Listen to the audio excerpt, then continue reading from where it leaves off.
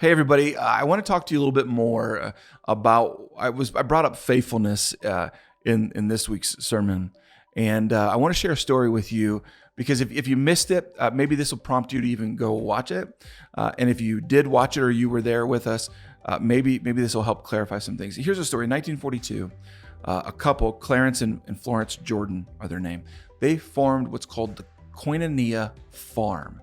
So go back in your mind to the 40s, and they start this farm. They're a Christian couple, and they actually started it with another couple. The goal of it was to create this farming community that loved Jesus, was all about worshiping Jesus. But think about the 40s and the 50s. Racism was super prevalent.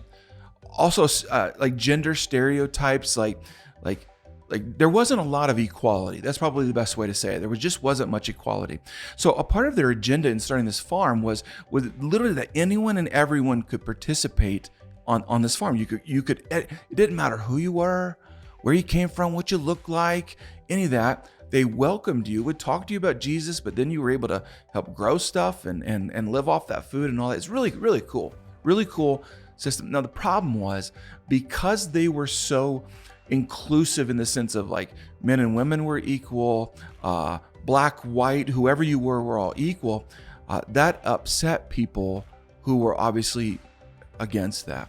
So here's the incident I want to bring up. In 1954, the Ku Klux Klan invaded their farm in the evening, burnt down every single building on the farm except their home.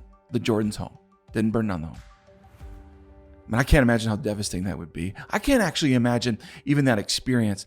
But Clarence describes, because he was there, like watching them, trying to get them to stop doing it.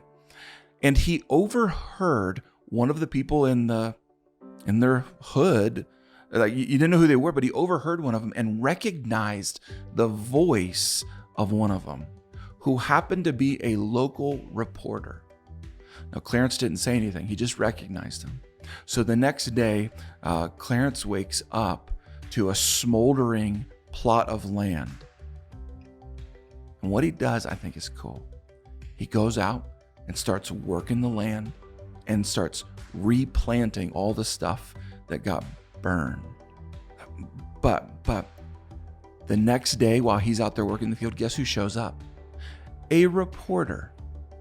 That reporter. I can tell you the intentions because the reporter came. Here's quote, I'm quoting. The reporter came and found Clarence. I heard the awful news of the tragedy last night, and I came out to do a story on the closing of your farm. Lots of assumptions in that statement. Clarence didn't answer him. Actually, literally just kept working the ground. Just wasn't even, he knew exactly what this guy had done the night previously. Finally, because the reporter can't get any words out of him, here's what the reporter says. You've got 2 PhDs. You've put 14 years into this farm. And now there's nothing left. Just how successful do you think you've been? Oh, some of us would be like, let me tell you with my fist. No. Clarence dropped down the tool he was using, looks at the reporter, says this: you just don't get it, do you? You don't understand us Christians. What we are about is not success. It's faithfulness. I got to tell you, this is a real story. This is not a fable. This is a real story. He looks at the reporter and says, you have no idea what we're actually about. I'm out here replanting because faithfulness is powerful. And actually, if you don't know this, the farm still exists. You can find it.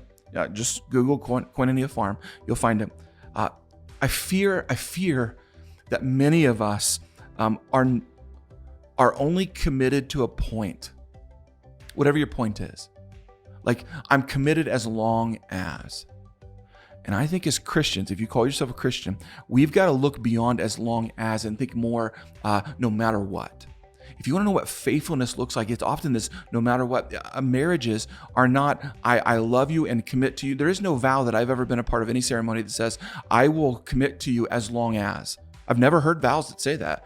It's basically the vows indicate no matter what. Parents, it's no matter what. and we value that. Christians, we should get on that too. And so here's my challenge for you. If what you want restored is actually something you want restored, I think it's time to bring faithfulness to it. No matter what has Jesus called us to?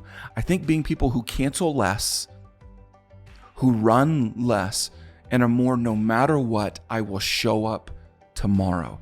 That is a good way to look at faithfulness.